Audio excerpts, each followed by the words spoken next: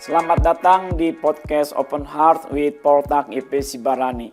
Podcast ini adalah sarana untuk menguraikan atau memperbincangkan hal-hal yang penting, yang berguna dalam hidup kita sehari-hari, yang di dalamnya terkandung nilai-nilai yang bersifat edukatif, teologis, filosofis, dan etis. Uraian atau perbincangan akan disampaikan secara topikal atau tematis. Selamat mengikuti.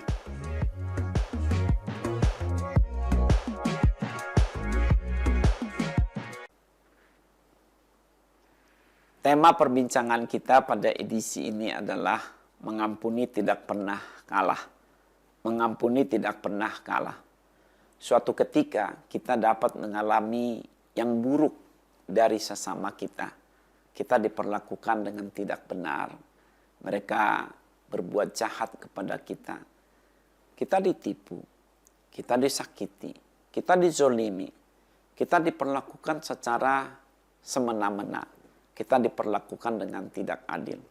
Kita jadi merugi, apakah secara materi maupun non-materi. Semua itu dapat membuat kita jadi minimal jengkel, kita kecewa, bahkan dapat marah dan sakit hati. Kalau ditanya, apakah boleh kita ini jengkel, kecewa, marah, bahkan sakit hati jika kita diperlakukan dengan tidak benar, tidak baik oleh sesama kita? Jawaban saya atau pandangan saya adalah ya boleh. Karena itu secara simultan itu manusiawi. Manusiawi kalau kita ini jengkel, kecewa, marah, bahkan sakit hati kalau diperlakukan dengan tidak baik, dengan tidak benar oleh sesama kita yang jahat terhadap kita. Namun janganlah berlebih-lebihan. Janganlah terus-menerus.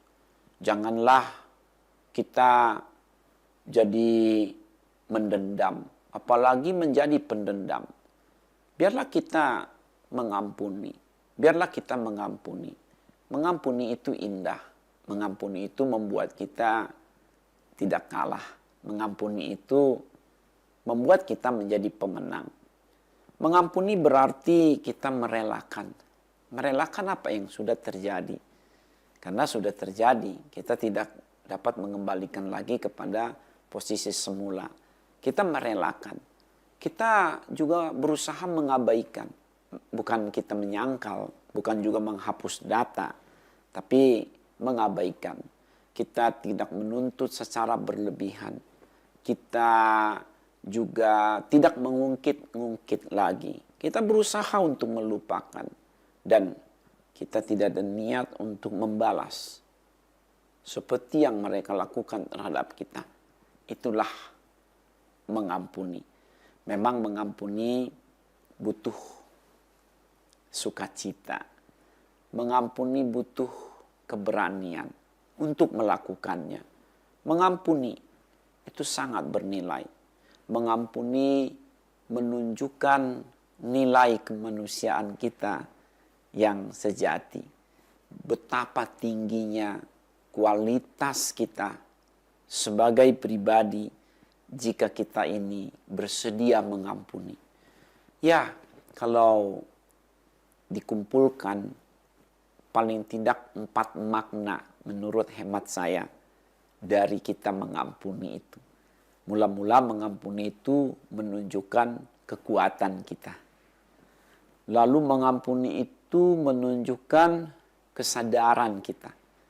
Mengampuni juga menunjukkan kecerdasan kita. Dan mengampuni menunjukkan keyakinan kita.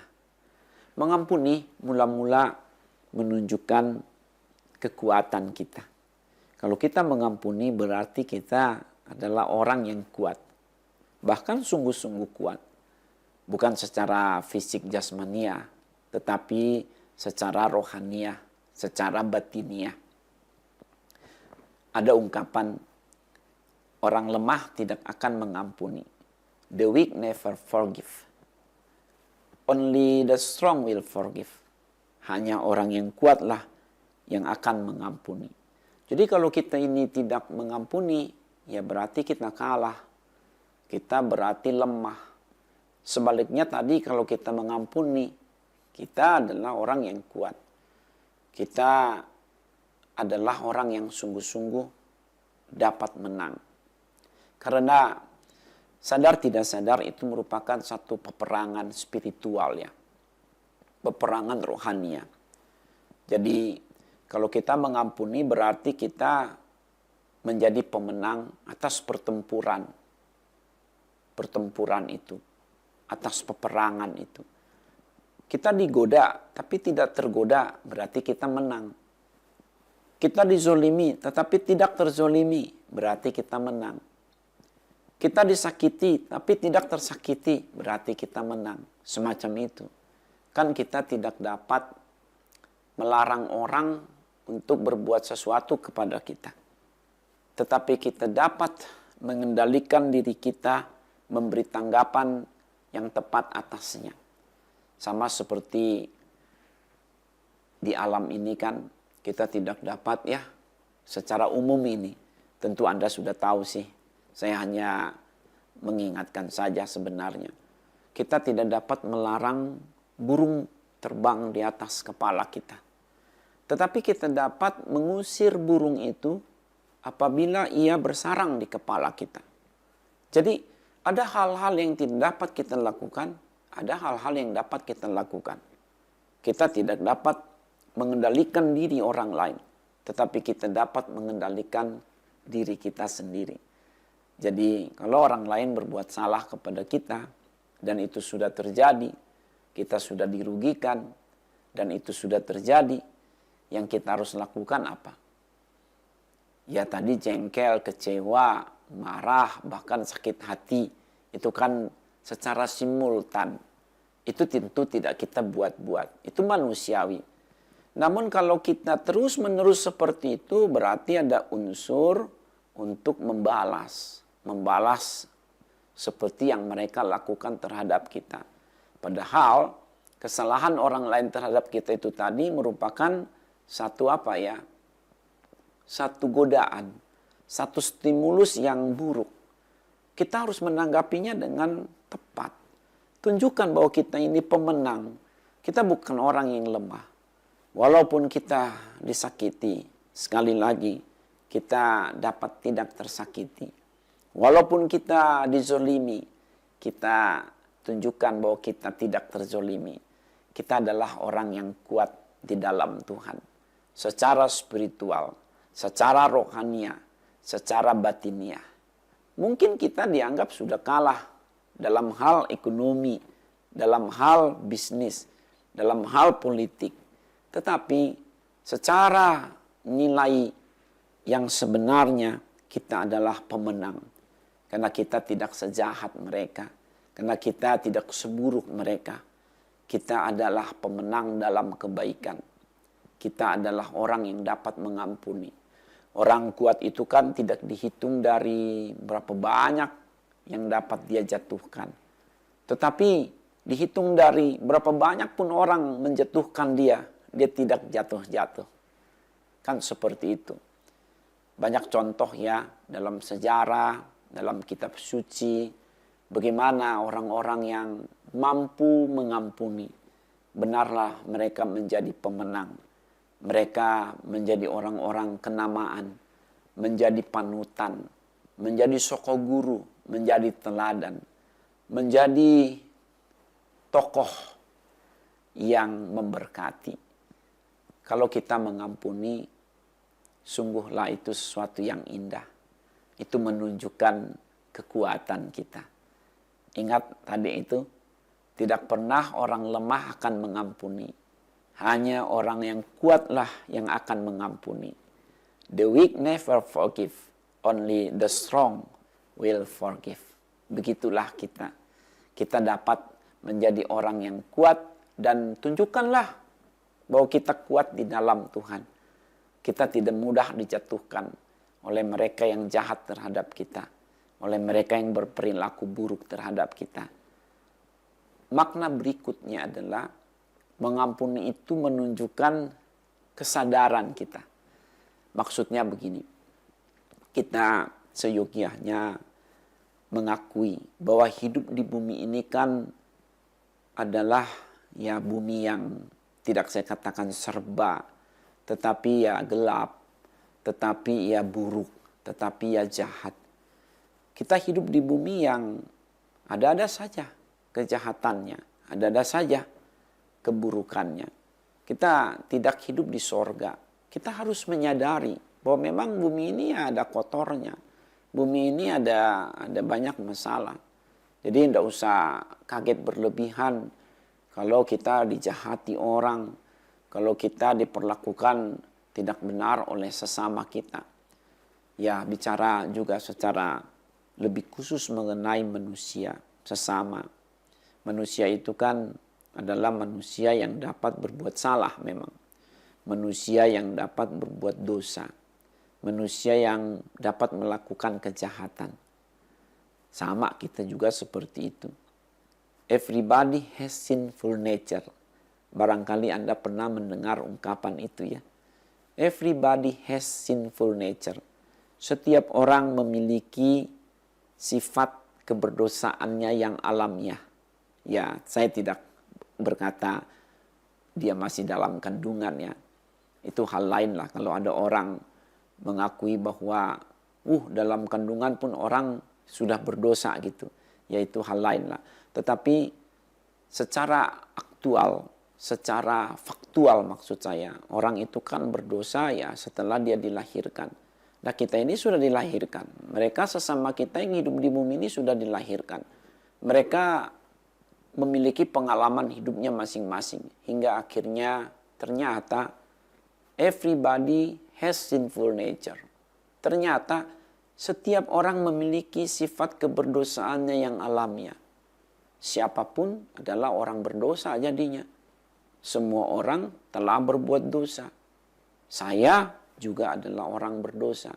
Jadi kalau orang lain itu melakukan kesalahan terhadap kita, hal-hal yang buruk terhadap kita, coba sebenarnya kita juga harus merefleksikan kepada diri kita sendiri.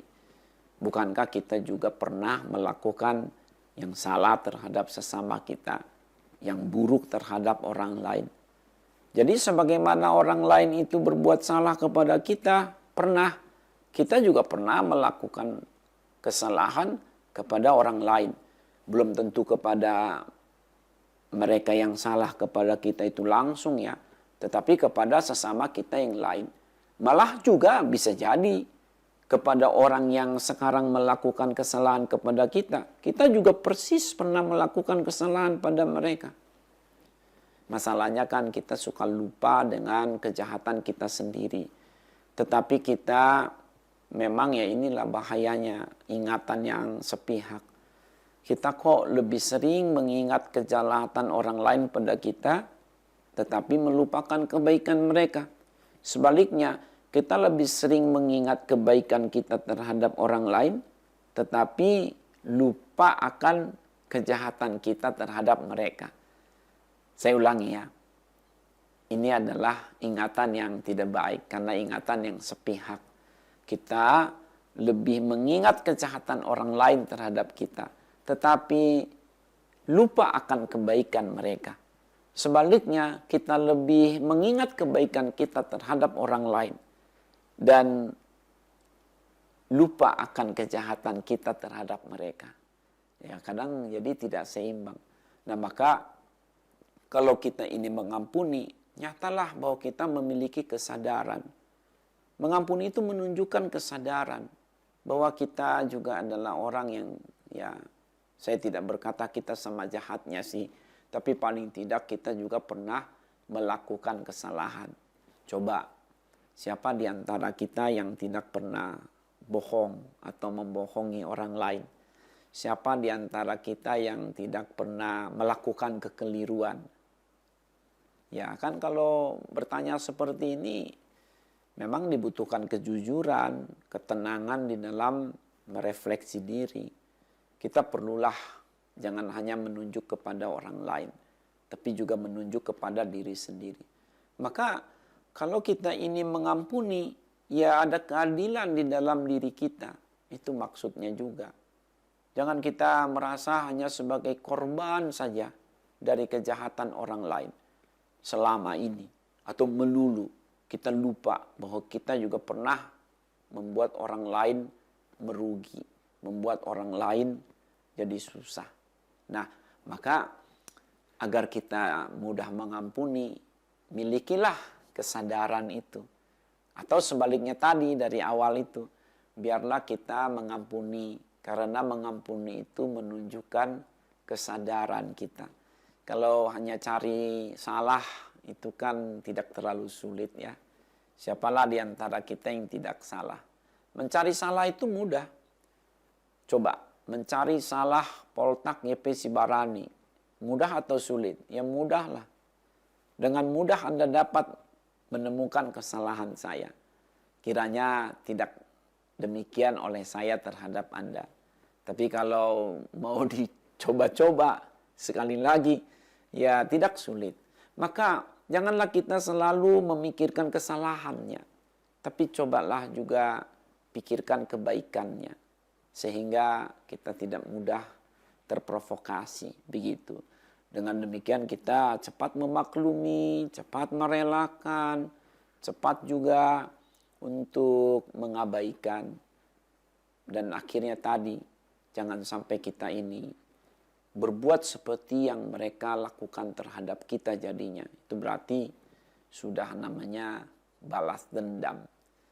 Ya, suatu ketika saya di jalan raya ya, lebih tepatnya itu di pintu tol.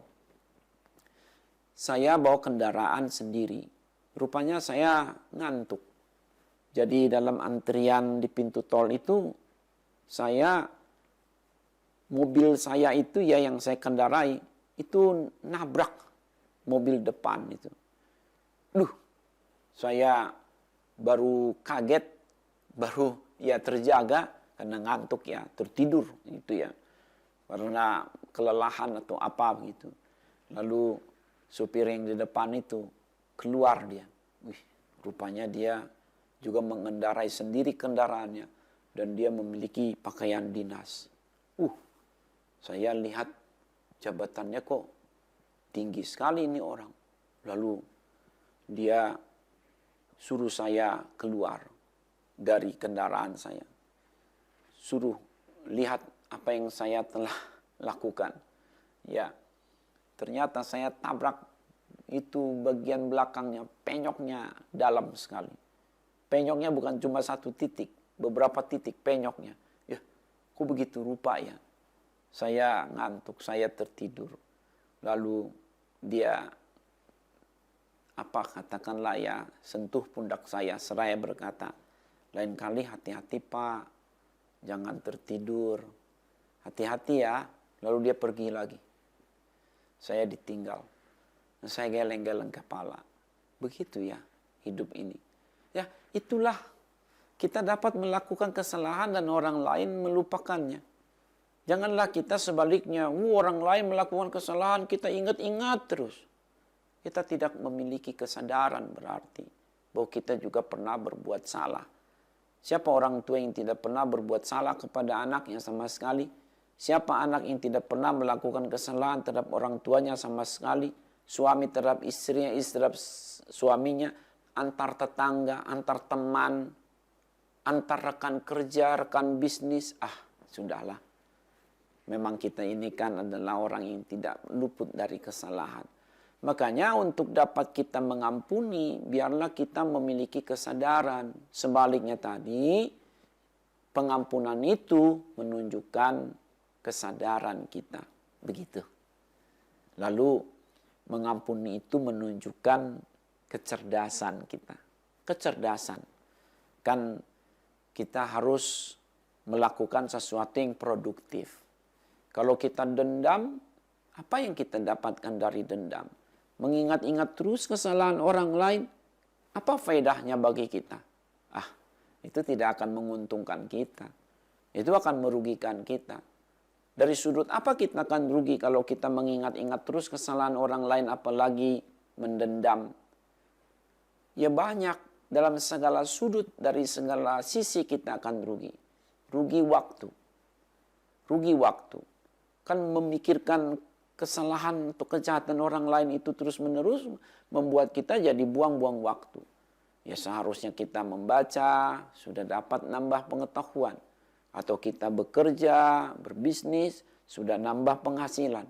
Tapi karena kita hanya memikirkan kesalahan orang lain, kejahatan orang lain terhadap kita, ya jadilah kita waktu terbuang.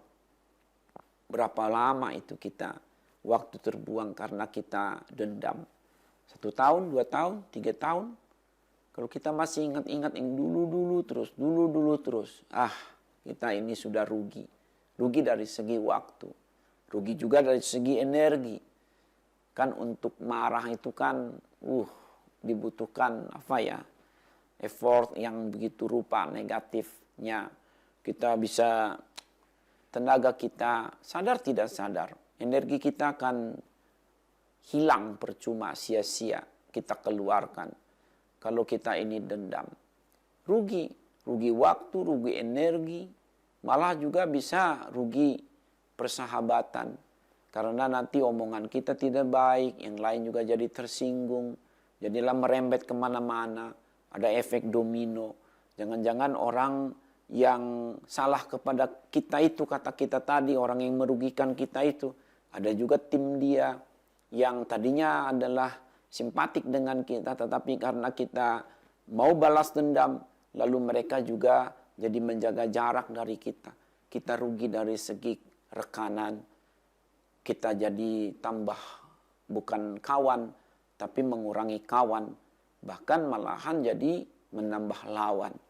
Jadi kita harus cerdas. Apa gunanya kalau kita ini sakit hati terus? Apa gunanya kalau kita ini apalagi mendendam? Kita bertempur terus, berperang terus. Tidak akan ada yang menang.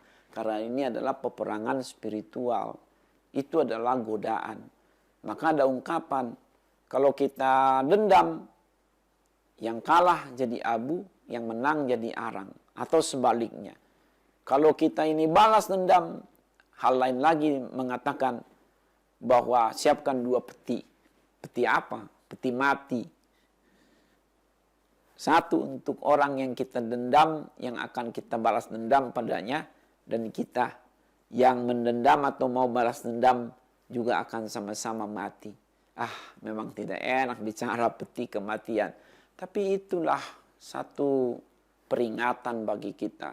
Jangan kita mendendam, mengampuni lebih baik. Mengampuni itu menunjukkan kecerdasan kita. Kalau kita mau berhasil, kita mau lebih maju, biarlah kita suka mengampuni. Mengampuni. Karena kalau kita ini balas dendam, paling tidak mendendam, langkah kita jadi tertahan. Kita tidak bisa lari kencang kalau kita diikat selalu dari belakang. Bagaimana kita akan berlari kencang ke depan kalau kita diikat oleh masa lalu yang buruk? Kita masih ingat si ini, si itu di belakang. Sakit hati terhadap tetangga, sakit hati terhadap mertua, sakit hati terhadap pasangan hidup, sakit hati terhadap pemimpin, sakit hati terhadap rekan kerja, sakit hati terhadap orang yang sepelayanan dengan kita. Bagaimana kita akan maju? Kita harus move on. Kita harus bergerak. Kita harus going forward. Jangan selalu ingat-ingat yang dulu. Berpikirlah futuristik positif. Jangan berpikir historis negatif. Berpikirlah yang baik akan masa depan. Masa depan kita masih panjang perjalanan. Sedetik apapun di depan, itu adalah anugerah bagi kita. Berapa lama pun sudah berlalu, itu adalah sejarah saja. Saya tidak anti dengan sejarah, tetapi hati-hati kita untuk mengungkit-ungkit masa lalu. Ayo bergerak maju, sing-singkan lengan baju.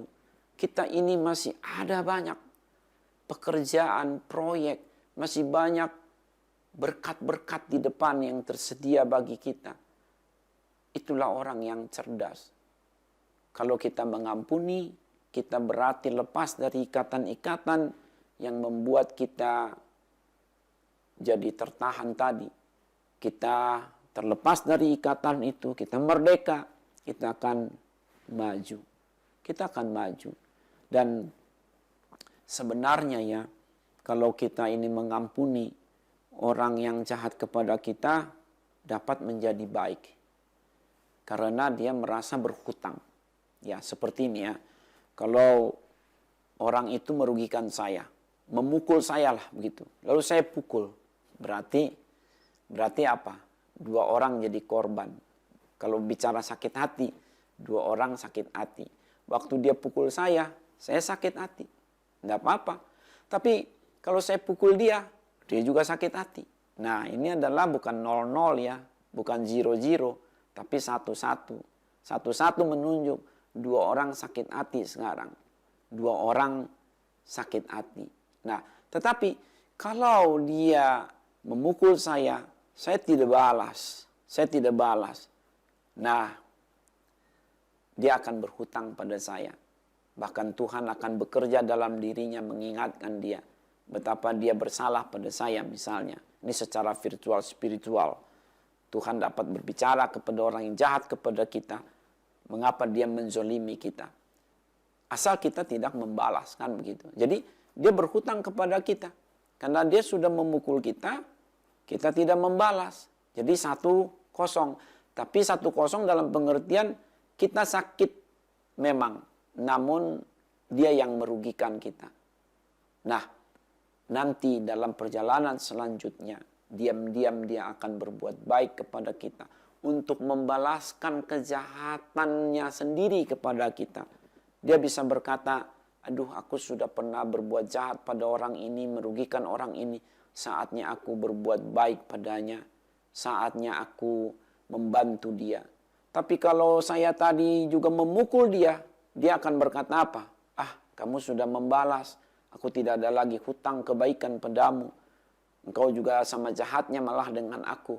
Dan dia akan merasa tidak berhutang. Dan dia juga bisa sama sakit hatinya dengan saya.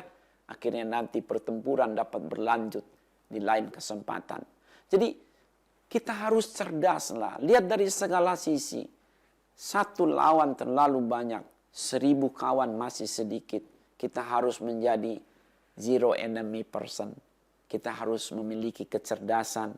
Masa depan kita harus kita raih dengan penuh sukacita. Maka kita jangan biarkan kita disakiti dengan cara membalas dendam. Mengampuni tidak pernah kalah. Mengampuni menunjukkan kecerdasan. Kecerdasan spiritual. Juga kecerdasan sosial. Dan kecerdasan segala-galanya. Kalau kita ini dapat mengampuni, bersedia mengampuni, berarti kita adalah orang yang akan maju. Lalu mengampuni itu juga menunjukkan keyakinan. Kan ada 4 tadi saya sebutkan secara sederhana. Makna dari mengampuni. Mengampuni mula-mula menunjukkan kekuatan. Mengampuni menunjukkan kesadaran. Mengampuni menunjukkan kecerdasan. Dan sekarang mengampuni menunjukkan keyakinan. Keyakinan bahwa Tuhan Maha Tahu. Keyakinan bahwa Tuhan tidak tutup mata. Keyakinan bahwa Tuhan itu mencatat semua yang terjadi dalam hidup kita. Keyakinan bahwa Tuhan itu adil adanya. Keyakinan bahwa Tuhan akan membalas secara proporsional. Tuhan akan membalas kejahatan orang lain terhadap kita. Dan keyakinan juga bahwa Tuhan akan membalas kebaikan kita dengan yang baik tentunya. Tuhan itu maha adil. Jadi jangan pernah kita merasa sendirian dalam hidup ini. Ketika orang lain menzolimi kita, berbuat yang tidak benar terhadap kita, masih ada Tuhan, sang pembela kita. Janganlah kita dendam, janganlah kita membalaskan dendam apalagi. Biarlah kita selalu berserah kepada Tuhan, memandang kepada Tuhan, berseru kepada Tuhan.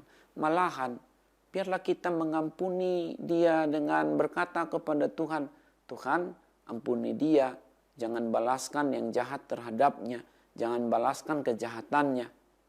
Berkati aku saja, berkati aku Tuhan, berkati aku Tuhan. Dan memang demikian. Tetapi kalau kita ini balas dendam, Tuhan tidak ada berkat bagi kita. Jadi tunjukkanlah keyakinan kita akan keberadaan Tuhan. Tunjukkanlah keyakinan kita bahwa Tuhan itu baik. Tunjukkanlah keyakinan kita bahwa Tuhan itu Maha Tahu. Dia adalah pribadi yang adil, yang akan membela kita yang benar dan membalaskan kepada yang jahat sebanding dengan kejahatan mereka. Dan apalagi kalau kita tadi memohonkan berkat malah bagi orang yang mengutuki kita, mengampuni dengan sengaja, menduakan orang yang menzolimi kita itu supaya diampuni oleh Tuhan. Wow, berkat ganda turun atas kita.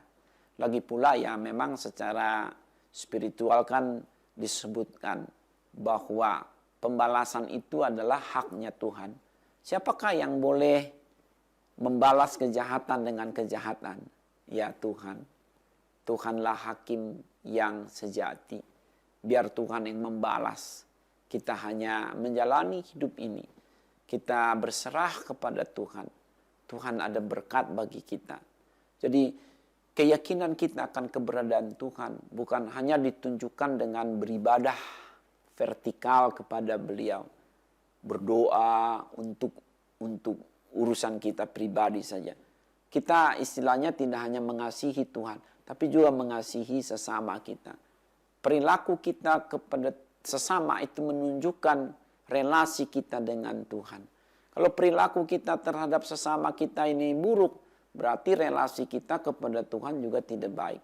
Karena Tuhanlah yang berkata supaya kita mengasihi sesama kita. Soal mengampuni itu juga itu kan perintah Tuhan. Tuhan menyuruh kita untuk mengampuni sesama kita. Mari kita mengampuni. Mengampuni orang yang bersalah kepada kita. Menunjukkan bahwa kita dengar-dengaran dengan perintah Tuhan. Tuhan Maha Baik. Biar kebaikan Tuhan boleh ada pada diri kita untuk kita bagi kepada sesama kita. Ada berkat dari sorga bagi orang yang suka mengampuni. Makanya coba lihat, apakah orang yang suka mengampuni itu tambah sakit-sakitan? Tambah penyakitan? Tidak. Apakah orang yang suka mengampuni itu tambah miskin? Tidak juga. Apakah orang yang suka mengampuni itu hidupnya jadi istilahnya belangsak? Tidak. Orang yang suka mengampuni itu hidupnya sehat-sehat saja. Baik-baik saja. Malah semakin berkelimpahan di dalam anugerah Tuhan. Anak cucunya pun terlindungi oleh Tuhan. Sebab anak cucu orang-orang benar tidak akan menadah-nadah tangan untuk meminta-minta roti kepada orang lain. Karena Tuhan ada berkat baginya sebagai warisan dari orang tuanya secara spiritual. Jadi ya sebagaimana dendam dapat berkelanjutan kepada anak cucu dan itu sangat berbahaya, begitulah kita mengampuni juga ada dampak positif bagi anak cucu kita. Diberkatilah keturunan kita, anak cucu kita terus menerus kalau kita hidup dalam pengampunan sebagai neneknya, sebagai orang tuanya. Tuhan itu ada berkat bagi kita kalau kita suka mengampuni. Ayo kita mengampuni. Mengampuni tidak pernah kalah. Ya, perlu diberikan catatan tambahannya. Kalau disebut mengampuni, ada 3 catatan tambahan di sini. Supaya kita juga jangan menyalahartikan pengampunan. Supaya kita memposisikannya secara proporsional. Mula-mula sebagai catatan tambahan ini, mengampuni tidak hendak meremehkan kejahatan. Itu perlu ditekankan. Mengampuni tidak hendak meremehkan kejahatan. Jadi kalau kita ini mengampuni bukan berarti kita tidak berkata itu jahat. Kita tidak meremehkan kejahatan. Kita harus berani berkata ini tidak benar, ini tidak baik, ini salah, ini keliru, ini jahat. Jangan kita jadi permisif gitu ya. Jangan kita mengokekan yang tidak benar. Namun ya tadi itu kita harus mengampuni. Mengampuni tidak hendak meremehkan kejahatan. Supaya juga jangan nanti kalau kita ini berbuat jahat atau berbuat salah, lalu kita ngalamin diri kita sendiri lagi. Ya jangan. Mengampuni tidak hendak meremehkan kejahatan. Berikutnya catatan soal mengampuni. Supaya kita boleh memahaminya secara proporsional ya. Begitu maksud saya. Mengampuni tidak hendak melarang mengadakan pendisiplinan ketertiban manajerial. Jadi kalau bersalah ya manajerial dapat tetap ditindaklanjuti. Semisalnya kalau kita anak bersalah, bolehkah kita strap dia dalam taraf tertentu secara edukatif? Ya boleh. Jangan kita katakan, aku kan sudah mengampuni dia, jadi aku tidak boleh apa-apakan dia. Ya tidak begitu juga. Kan perlu ada pendisiplinan secara terukur. Itulah namanya manajerial atau secara manajemen.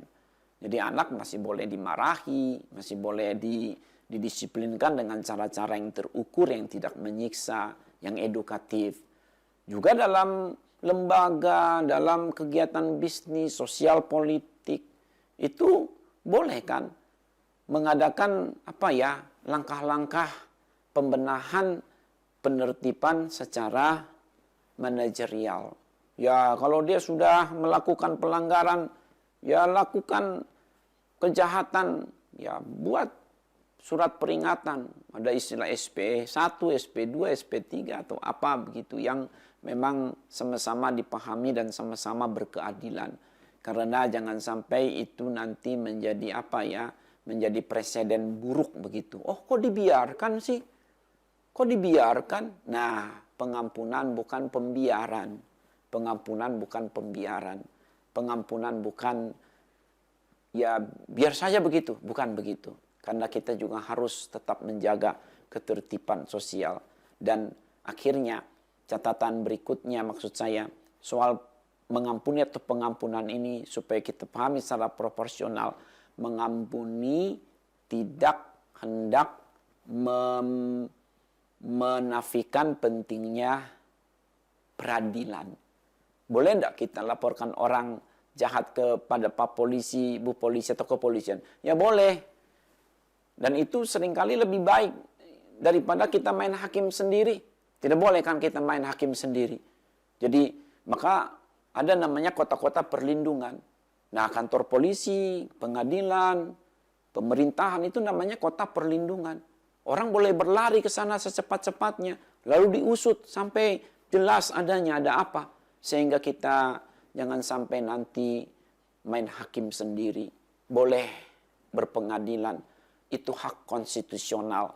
Dan tetapi janganlah kita mengintervensi kepolisian, jangan mengintervensi akan pengadilan. Semua punya tatanannya sendiri. Ya, tidak ada perbincangan yang sempurna mengenai hal ini. Saya juga ke arah mana ini nanti endingnya ya. Ya Andalah yang membuatnya berkesimpulan, merangkumkan masing-masing. Saya hanya mengajak kita untuk berpikir lebih tenang ketika kita diperlakukan secara tidak benar, kita diperlakukan tidak adil, kita dijahati oleh sesama kita atau orang lain. Mengampuni tidak pernah kalah. Mengampuni membuat kita menjadi pemenang. Mengampuni itu menunjukkan tadi adalah, saya ulangi lagi ya, menunjukkan kekuatan kita, menunjukkan kesadaran kita, menunjukkan kecerdasan kita, dan menunjukkan keyakinan kita akan kasih dan kuasa Tuhan. Mengampuni tidak hendak meremehkan kejahatan. Mengampuni tidak hendak menafikan atau meremehkan akan namanya langkah-langkah pendisiplinan manajerial. Ya bayar hutang misalnya ya harus tetap bayar toh. Walaupun kita mengampuni, karena itu kan pendidikan sosial. Dan tidak hendak menafikan pentingnya peradilan atau pro justisia. Tetapi hati kita ini haruslah selalu tulus dan tenang di hadapan Tuhan. Dan kita jangan menjadi pendendam. Demikian perbincangan kita hari ini. Dan apabila Anda ingin mendukung program ini, silakan Anda boleh salurkan ke nomor lembaga pelayanan kami yang tertera di deskripsi podcast ini pada channel ini. Juga apabila Anda ingin bekerja sama dengan kami dengan cara-cara lain, termasuk mau berbincang bersama, silakan hubungi kami di alamat email dan nomor kontak yang ada di deskripsi atau keterangan pada podcast atau channel ini. Terima kasih.